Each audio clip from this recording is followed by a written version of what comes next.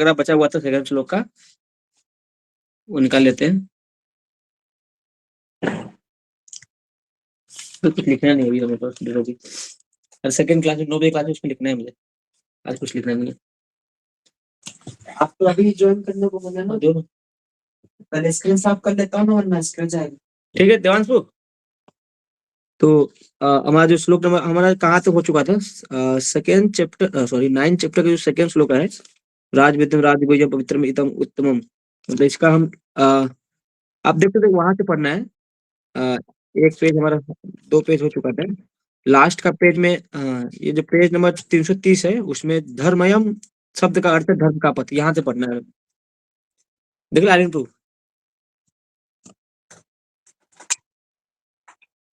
ठीक है। तो कल तो धर्मयम शब्द का अर्थ धर्म का पथ, याद करो जी। यहाँ से पढ़ो आप।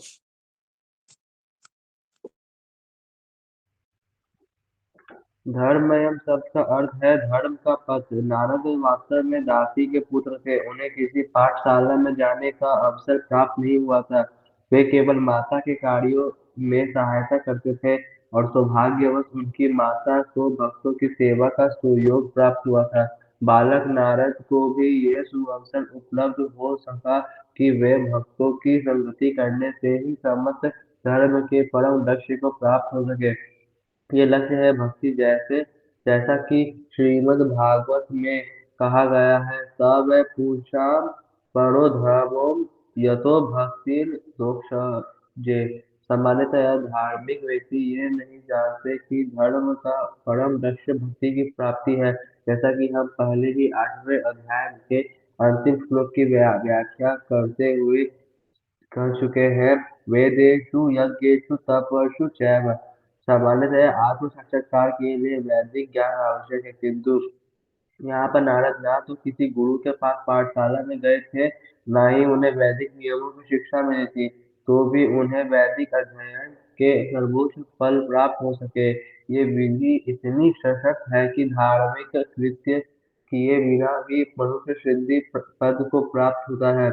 यह कैसे संभव होता है, इसकी भी पुष्टि वैदिक साहित्य में मिलती है। आचार्यवान पुरुषों वेद महान आचार्यों के संदर्भ में रहकर मनुष्य आत्म साक्षात्कार के लिए आवश्यक समस्त ज्ञान से अवगत हो जाता है, भले ही वह अशिक्षित हो या उसने वेदों का अध्ययन ना किया हो। भक्ति योग अत्यंत सुखकर सुसुखम होता है। ऐसा क्यों? क्योंकि भक्ति में श्रवणम कीर्तनम विष्णु रहता है, जिससे मनुष्य भगवान की महिमा के कीर्तन को सुन सकता है। रुक जा। तो हमारा क्या जो श्लोक चल रहा है ना, तो श्लोक में हम पढ़ रहे हैं कि राज विद्यम राज्य गुह्य पवित्र उत्तमम प्रत्यक्षा आगमगम धर्म्यम सुसुखम कर्तव्यम, कि धर्म्यम आया कि धर्म्यम मतलब कि आया धर्म मतलब धर्म। तो हमने देखा था धर्म तो साक्षात भगवत पढ़नी थी, कि धर्म का एक ही अर्थ है भगवान की सेवा करना। अब यहाँ है कि धर्म का अर्थ मतलब कि धर्म का पथ। इसमें यहाँ पर नाथ जी का स्टोरी सुनाते हैं कि धर्म मतलब ऐसे नहीं कि बड़े बड़े कुछ करना है, आपको भगवान को लेकर बैठ जाना है, भगवान की सेवा के थ्रू आप धर्म को साक्षात कर सकते हो। आत्म साक्षात्कार करना करना ये धर्म का नेक्स्ट धर्म होती है, आत्म साक्षात्कार करना। तो इसमें भी नाथ जी का स्टोरी सुनाते हैं, फिर बाद में बताते हैं कि सभी पुंसपो धर्म यह तो भक्ति अध्यक्ष है, सब पुंसपो धर्म कि सभी धर्मों के सबसे श्रेष्ठ क्या है, भक्ति है, भक्ति श्रेष्ठ है। ये भागवतों का फर्स्ट कंटो आती है। तो इसमें क्या है ना कि हमने देख चुका था कि पहला है धर्म मतलब आत्म साक्षात्कार करना, जैसे पूरे नाथ जी की शुरू आते हैं और आगे हम पढ़ते हैं। इसमें आती है कि आचार्यवान पुरुषम वेद, कि महान जब शिक्षा के रहकर मनुष्य आत्म साक्षात्कार के लिए अवसर समस्त ज्ञान अवगत कर, भले वो अशिक्षित हो या वेदों का अध्ययन किया हो। ठीक है, तो आगे पढ़ो आप हमारा टॉपिक आता है सुसुखम।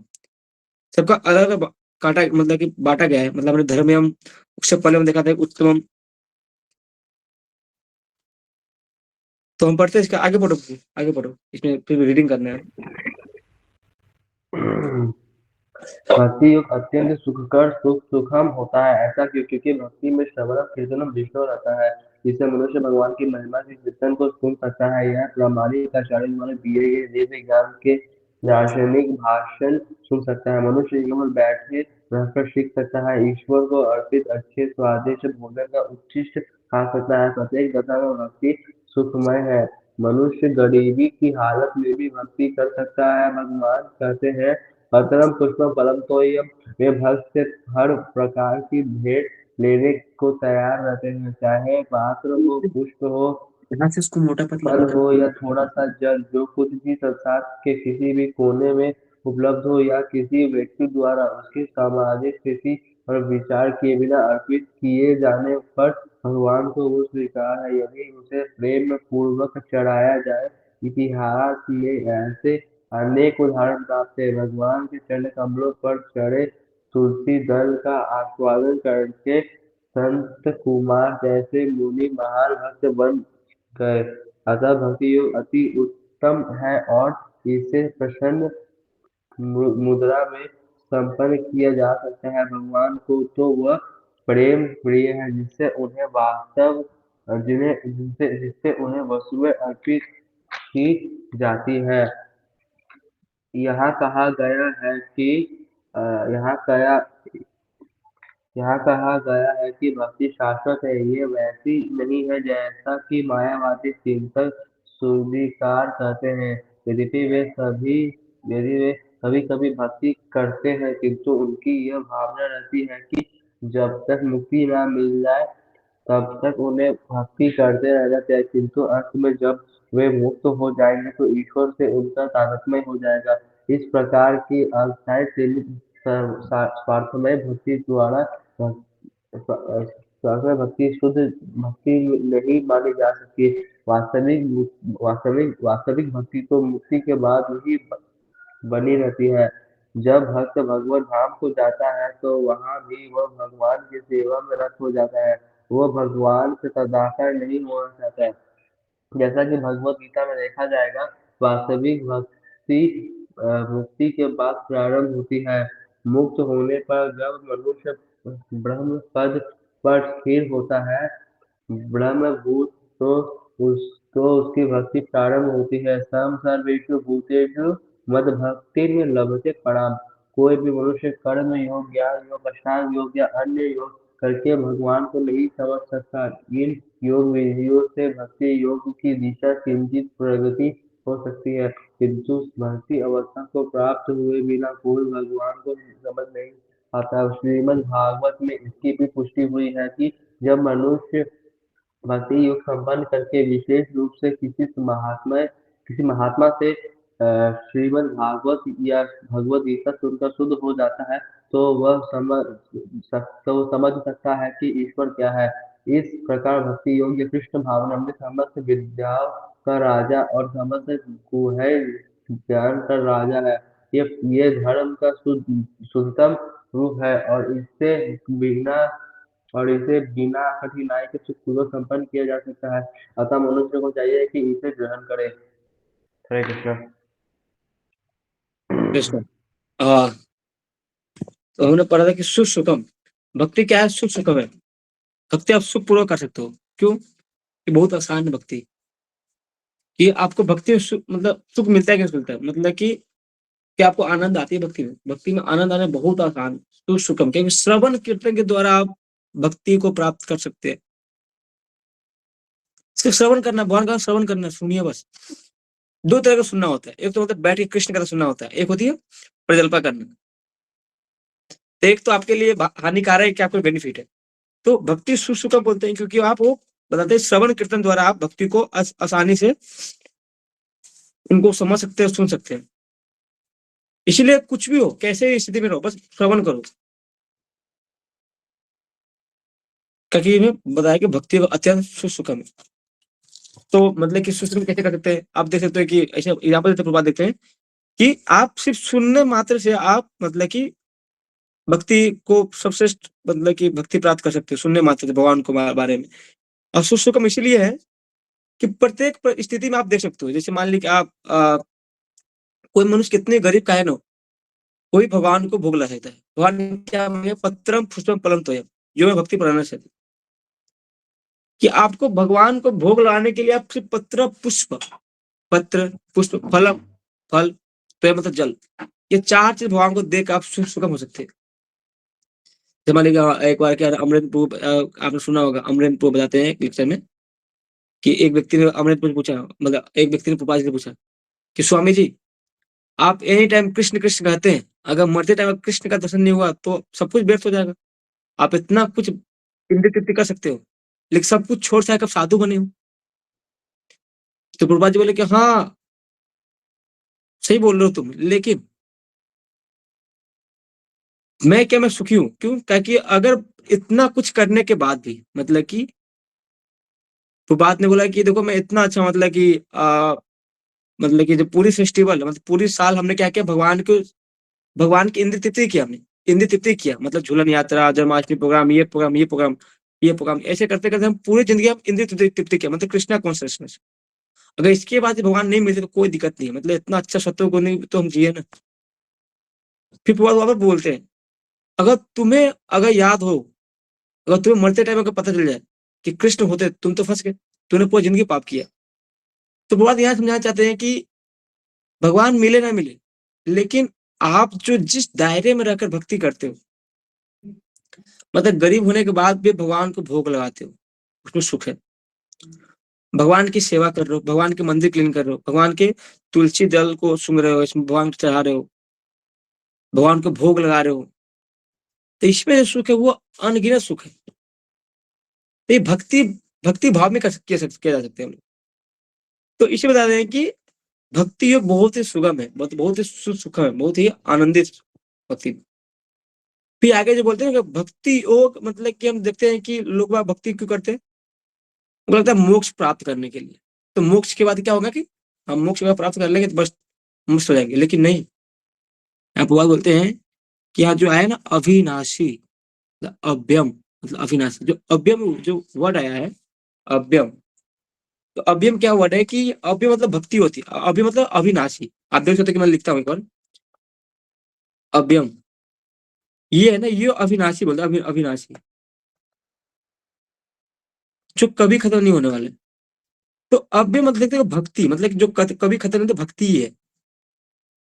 तो भक्ति कभी नहीं खत्म हो सकता है। तो आप समझते हैं कि अगर हम भक्ति करके हम मोक्ष प्राप्त करेंगे, अगर भक्ति करके हम मोक्ष प्राप्त करेंगे तो ये गलत है। कि मोक्ष के बाद आप अगर ब्रह्म में लीन हुआ तो उसका क्या करेंगे आप? लेकिन प्रभुपाद यहाँ बोलते हैं कि भक्ति शाश्वत है, भक्ति शाश्वत है। तो अगर मोक्ष प्राप्त करने के बाद भी वहां से भक्ति स्टार्ट होती है। आप देखो प्रभुपाद बोलते हैं कि वास्तविक भक्ति मुक्ति के बाद प्रारंभ होती है, भक्ति मुक्ति के बाद प्रारंभ होती है। तो यह देखते हैं कि कुछ लोग बोलते हैं कि बस भक्ति मतलब इसलिए करते हैं कि मोक्ष प्राप्त कर रहे हैं, लेकिन नहीं, असली भक्ति तो मुक्ति के बाद प्रारंभ होती है। आप ही प्रभुपाद बोलते हैं ना, यहाँ आप देखते हो कि जब भक्त भगवत धाम को जाता है तो वहां भी भगवान की सेवा में रत रहता है, वो भगवान की तदाकर नहीं होना चाहता। अभी जो पैराग्राफ है ना यहाँ वाले, यहाँ पर कहा गया है कि भक्ति शाश्वत है। ये वैसे नहीं है जैसे कि मायावादी चिंतक साधिकार कहते हैं, या तो वो कभी कभी भक्ति करते हैं, किंतु उनकी यह भावना रहती है कि जब तक मुक्ति न मिल जाए तब तक उन्हें भक्ति करना रहना है चाहिए। अंत में वो जब वो मुक्त हो जाए तो ईश्वर से उनका तादात्म्य हो जाएगा। इस प्रकार की अस्थायी समिति स्वार्थ में भक्ति शुद्ध भक्ति नहीं मानी जाती है। मतलब कि भक्ति, कुछ लोग होते हैं मायावादी, वो लोग क्या करते हैं कि हम भक्ति करेंगे कब तक, जब मोक्ष प्राप्त हो जाए। अब मोक्ष प्राप्त करने के बाद कहा जाए तदा, मतलब कि एक मिल जाए भगवान, मतलब एक तरह ब्रह्म मिल जाए, तो एक तरह से वो भक्ति नहीं हुआ। अब देखते हो कि जो मायावादी जो होते हैं ना भक्ति इसलिए करते हैं कि हाँ यार भक्ति करके ब्रह्म में लीन हो जाना है, लेकिन नहीं। फिर आगे देखते हो वहां बोलते हैं कि जैसे कि बहुत देखा जा चुका है कि वास्तविक भक्ति मुक्ति के बाद प्रारंभ होती है। कि मुक्ति 5 प्रकार का होता है। आप देख सकते हो मुक्ति 5 प्रकार की होती है। अब 5 प्रकार याद नहीं आ रहा, आपको याद होगा, किसी को याद है क्या? भक्ति मुक्ति 5 प्रकार की होती है। समीप्य सारूप्य, सारूप्य, हाँ, आगे क्या, सायुज्य सारूप्य सामीप्य साष्टी। सायुज्य मतलब कि भगवान में मिल जाना, सामीप्य मतलब कि भगवान के लोग साथ में रह के भक्ति करना, सृष्टि मतलब भगवान के जैसा ऐश्वर्य, सारूप्य मतलब भगवान के जैसा शरीर। ये होती है 5 प्रकार की मुक्ति। लेकिन जो सायुज्य मुक्ति होती है, सायुज्य मतलब कि भगवान में लीन हो जाना। तो आजकल के जितने भी जो मायावादी होते हैं ना, जितने ब्रह्मवादी होते हैं ना, वो सब ये चाहते हैं कि भगवान में मिल जाना। मतलब कि हम एक पानी है, समुद्र में मिल जाए बस हमारा उसमें घुल मिल जाता है। लेकिन मुक्ति बात है कि एक आपने एक आचार्य नाम सुना होगा, यमुनाचार्य जी, वो बोलते हैं कि मुक्ति मेरे दरवाजे पे खड़ी रहती है, लेकिन फिर भी भक्त लोग उसको अवॉइड करते हैं, कि मुक्ति के बाद ही भक्ति स्टार्ट होती है। समझ रहे? ये मस्त है यार तू, क्या नाम है, देवांशु? ये आईपैड मस्त है यार, मैंने आज ही फर्स्ट टाइम देखा ये बच्चे से मंगा। आपको मैं एक चीज जो हमारा जो रहा कहता है ना, वो वाली प्रारब्ध अपरारब्ध में से समझा सकता हूँ अच्छे से, तो समझाऊंगा। तो इसमें आगे देखते हैं कि वास्तविक भक्ति मुक्ति के बाद प्रारंभ होती है। फिर मैंने बोलता है कि ब्रह्मभूत, ये इसे बोलते हैं कि भक्ति कभी खत्म नहीं होने वाला। अव्यम जो वर्ड आया है ना, अव्यम, ये बहुत इंपॉर्टेंट है प्रभु, कि अव्यम मतलब होता है, अरे कहाँ गया, ये मैंने सुना प्रभु जी से कि जो अव्यम है ना, अव्यय मतलब कि, अव्यय मतलब क्या होती है भक्ति, मतलब क्या है ये है कि हमेशा के लिए है। किसके लिए? हमेशा के लिए। ये कभी खत्म नहीं होने वाली है। अभी भी करोगे, मरने के बाद भी, अब भगवत धाम जाने के बाद आपकी भक्ति हमेशा के लिए है। लोग, कुछ लोग बोलते हैं ब्रह्मवादी कि बस मिल के बस हो गया भगवान से मिल गए, नहीं। इसे भक्ति को सबसे श्रेष्ठ बताया गया। फिर आगे देखते हैं कि मनुष्य भक्ति योग संपन्न करके विशेष रूप से किसी महात्मा या श्रीमद् भागवतम भगवत गीता सुनकर शुद्ध हो जाता है, तो वह कृष्ण विद्या तत्व ज्ञान को समझ सकता है। एवं प्रश्न मनोस्व भगवत भक्ति योग्य थे, जब मनुष्य का हृदय समस्त व्यर्थों की बातें से रहित हो जाता है, तब वो समझा जा सकता है कि ईश्वर क्या है। इस प्रकार भक्ति और कृष्ण गुणामृत समस्त विद्याओं का राजा है और समस्त गुह्य ज्ञान का राजा है। यह धर्म का शुद्धतम रूप है। इसे बिना कठिनाई के सुखपूर्वक संपन्न किया जा सकता है, अतः मनुष्य को चाहिए कि इसे ग्रहण करे। तो हमने जो फर्स्ट श्लोक और जो सेकेंड श्लोक है ना, जो 9 चैप्टर का जो परम गुह्य ज्ञान है, फर्स्ट श्लोक और 9 चैप्टर, मतलब कि इदम तुते गुहितम,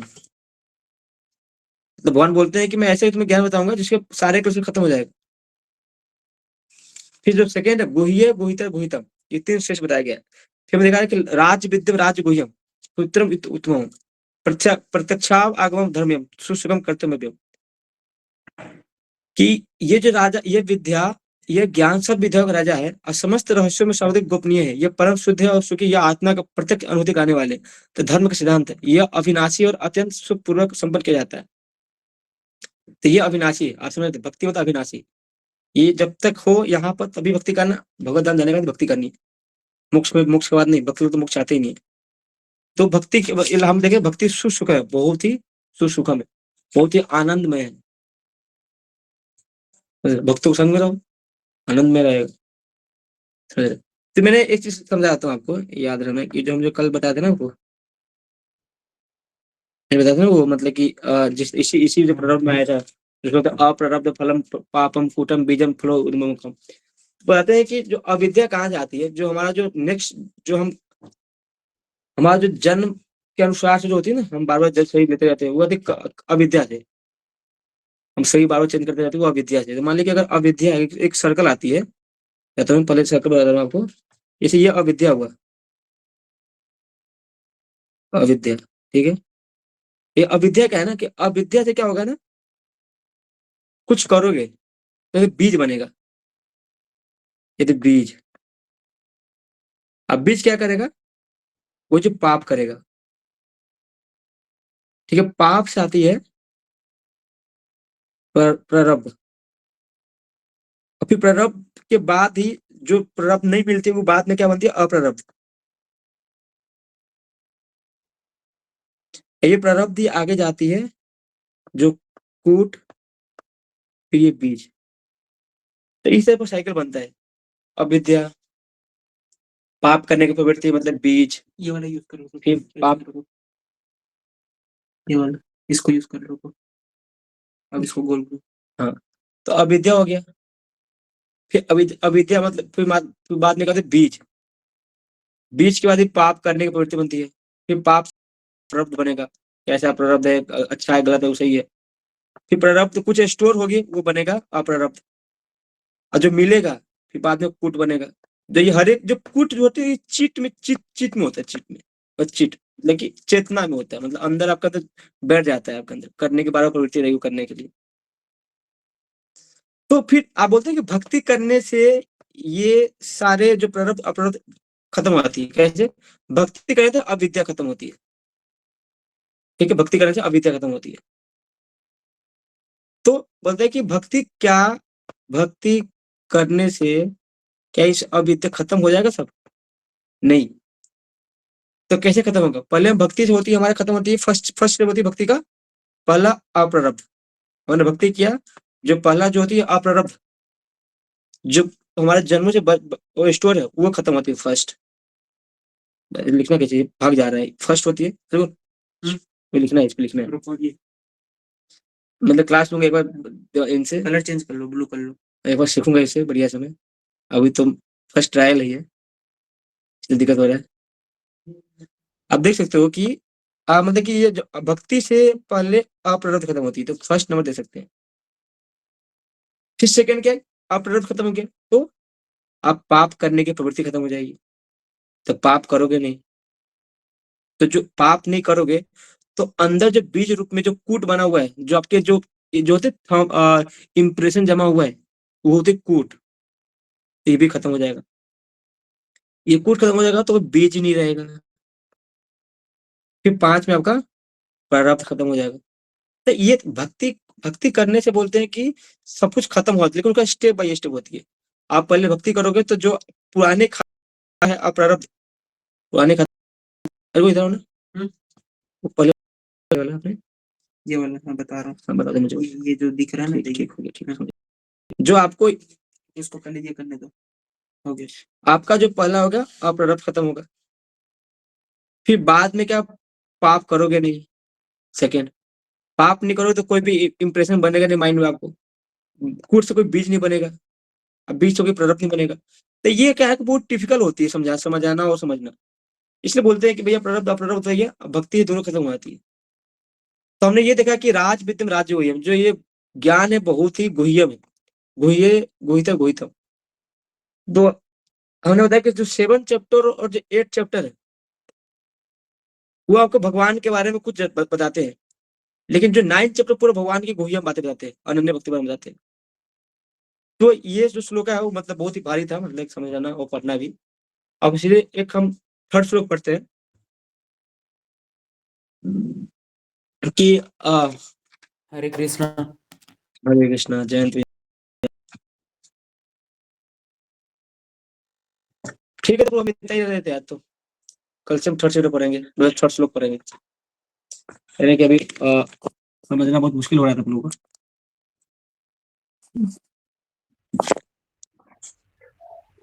ठीक है देवांशु, कुछ बोलना चाहते हो?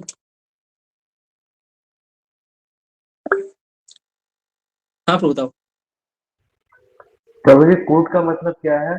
कूट मतलब क्या होता है कि जो हम पाप करते हैं ना, तो पाप करने की जो प्रवृत्ति होती है ना, वो हमारे चित्त में बैठ जाता है, फिर बाद में वो इंप्रेशन जम जाती है, वो होती है। और प्रारब्ध होता है, अप्रारब्ध? अप्रारब्ध अप्रारब्ध? होता है। अप्रारब्ध ये होता है कि जो प्रारब्ध में जो मिलने वाला होता है, हम जो कुछ करते हैं, हाँ कुट प्रेजेंट बोलते हैं, मतलब आप प्रवृत्ति जम गया ना अंदर, तो वो करोगे आप, कूट मतलब। अप्रारब्ध क्या होती है? अप्रारब्ध मतलब होती है कि जो फल मिलने वाली है, वो स्टोर हो जाती है।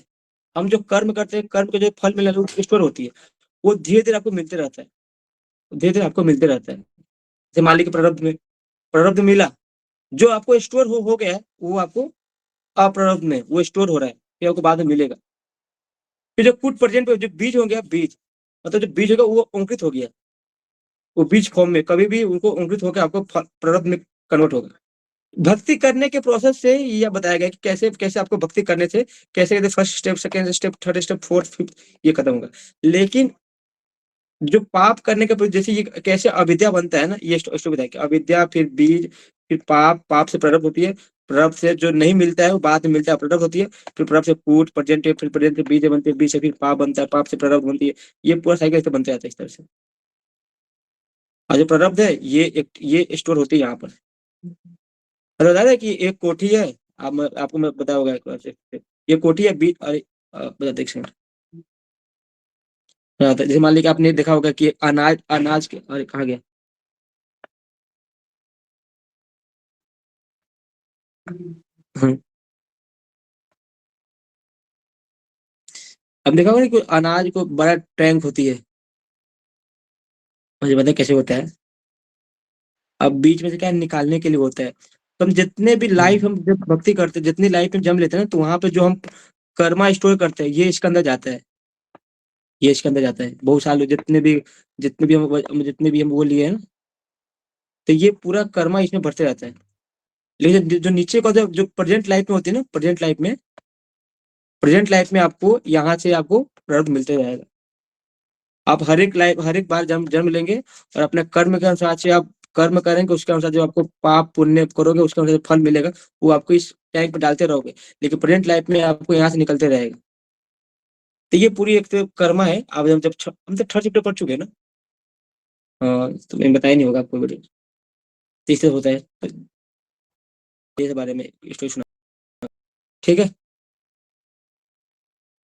अब क्या ना, ये बढ़िया है। अब मैं कल से यूज करूंगा इसी को। मैंने आपको बहुत कुछ समझाया नहीं अच्छे से, कोशिश करूंगा कल से समझाने के लिए। ठीक है।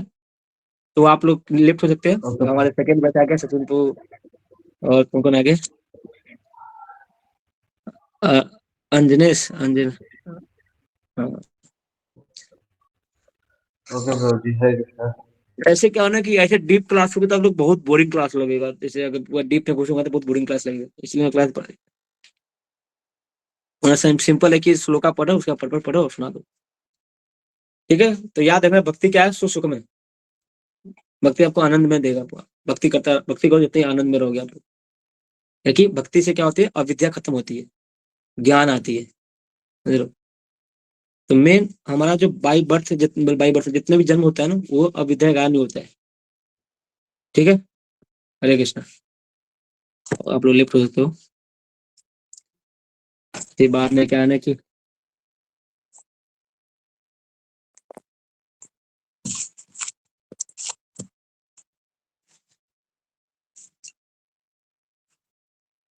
क्या समझा नहीं, बोल के सुनाओ।